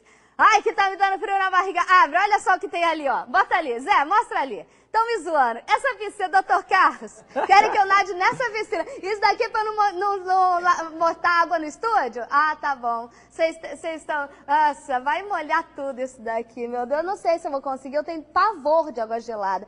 Você conhece o desafio do banho do gelo? Coloca aí, Paulinho tá vendo as imagens. Eliana aí, ó. Os famosos fizeram essa corrente, eles aceitaram esse desafio. É em relação a uma doença chamada ela, que é a esclerose múltipla, que é uma doença muito séria, que atinge o sistema nervoso central e é fatal, pode levar à morte. Várias pessoas conhecidas tiveram essa doença e essa doença atinge, vai paralisando a pessoa. Se você entrar, você tem que pesquisar. Tem o site aí, o Guinho, coloca na tela pra gente, tá aí o Piqueton, lindo, com a Shakira. E aí o que aconteceu? A pessoa, o princípio foi o Zuckerberg, que é o dono do Facebook, ele lançou esse desafio do gelo para o Bill Gates. Ou doa ou paga a prenda. E aí, eles doaram e fizeram a prenda. Isso viralizou, todo mundo tá doando e fazendo a prenda. E o Clóvis Monteiro resolveu me desafiar. Coloca o Clóvis aí, meu amigo lindo, meu ídolo do rádio, vê aí. Olha aí, pessoal, já ouviu falar do desafio do gelo? Pois é, eu fui desafiado, minha amiga Elaine Lima, a musa da Beija-Flor de Nilópolis. E eu desafio agora, atenção, a apresentadora do SBT Rio, Isabelle Benito. Também a nossa querida Beth Raposo, modelo e apresentadora. E você, minha amiga Jana Pimentina, Janaína Azevedo. Vamos lá? Ai... Quase que ele fala um palavrão. Quase que ele fala. Que é... Ah, não!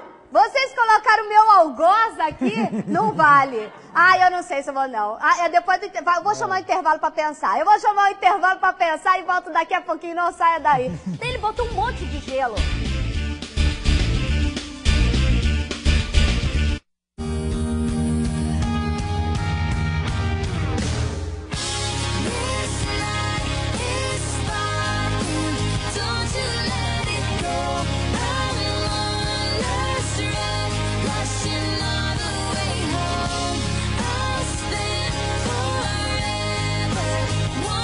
Wonderstruck Enchanted, uma fragrância da Taylor Swift.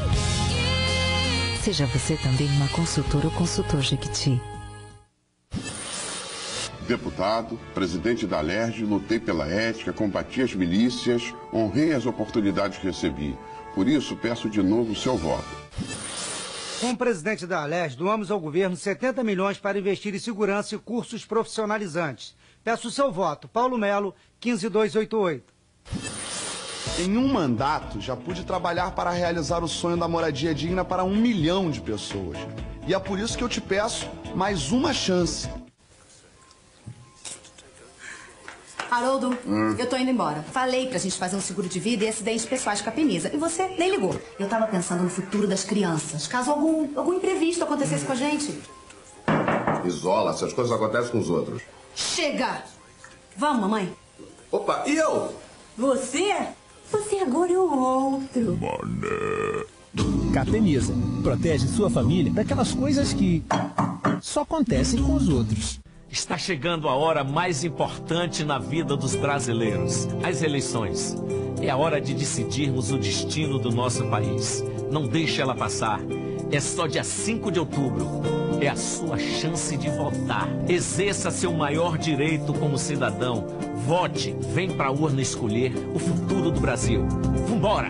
Seu voto vale o Brasil inteiro. TSE, Justiça Eleitoral.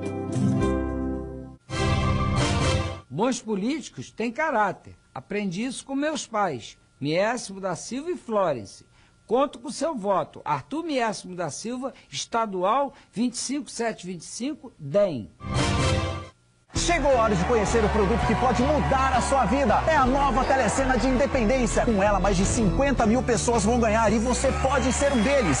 No Raspe Aqui são prêmios de 7 até 100 mil reais. O Brasil todo vai ganhar. Compre logo a sua. Já notou que quando você deseja muito uma coisa, repara nos mínimos detalhes? O corte do vestido que fica perfeito no seu corpo, o consumo e a capacidade da geladeira para sua cozinha, cada função da TV que você sonha. Mas uma coisa, talvez você não repare, e tá bem ali, no seu extrato. Você tem crédito disponível no Banco do Brasil. É só consultar o extrato que o valor tá lá, para você usar como quiser. Precisou? Tá na mão. Banco do Brasil. Bom para todos. Você me conhece, sou a deputada Lucinha da Zona Oeste. Transformar o trem da Zona Oeste em metrô de superfície é uma das minhas prioridades.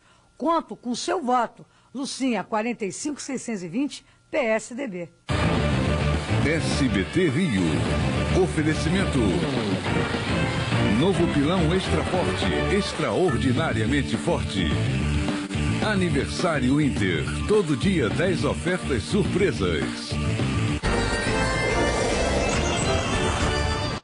Tamo de volta, tamo junto e eu não fujo da raia não, mas antes é importante a gente mostrar que a gente não faz só por marketing essa coisa não, a gente gosta da brincadeira, mas a gente faz doação, ó. Eu risquei aí por uma questão de ética, minha conta bancária, mas tá aqui, ó, feita a doação para o núcleo. Tem o site aí, e aí se você quiser doar também pode doar, e vamos lá, entrega aquilo. O Daniel tá com a cara, com uma cara, que é? Quem que eu vou desafiar? Peraí, eu desafio MC Marcele Bigode Grosso, Gustavo Marques do Balanço Geral, meu concorrente, e Fabinho Barreto da Band. Um beijo pra vocês e vamos que vamos. Tô, alguém pega aqui. Corre. Pode pegar. Tira o sapato. Vamos lá. Vai, Daniel.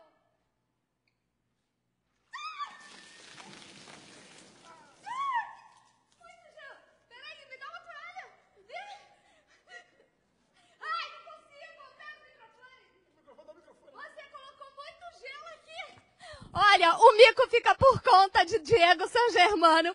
Eu vou ficando por aqui. Eu espero que vocês entrem no site. Coloca na tela, por favor.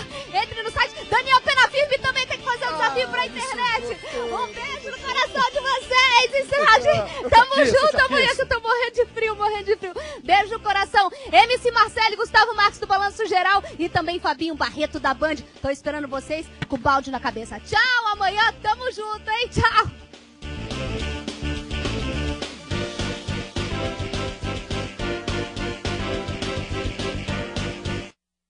Prepare-se para rir. Com eles, tudo é bom humor. A praça é nossa. Nesta quinta, 15 para as 11 da noite, no SBT.